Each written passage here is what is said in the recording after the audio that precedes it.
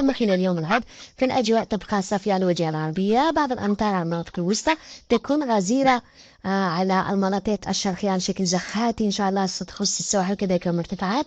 تواصل تساقط الثلوج على القمم الجبلية الوسطى وكذلك الشرقية. أجواء مستقرة على الجنوب. درجة الحرارة طقس بارد خلال هذه الليلة إن شاء الله. خاصة الهضاب ننتظر درجتين دون الصفر على البيض، درجة واحدة على تيارة والجلفة، 7 درجات على العاصمة، 11 درجة على الصحراء الوسطى، 13 درجة على أقصى الجنوب. أما خلال ظهيرة الغد إن شاء الله درجة الحرارة القصوى في طنجة ننتظر 7 درجات فقط على البيض، 16 درجة على العاصمة، 15 درجة على بشار، 29 درجة على أقصى الجنوب. أما البحر خلال يوم الغد سيبقى كثير اضطراب على السواحل الوسطى والسواحل الشرقية، لكن مضطرب محليا على الوجهة الغربية.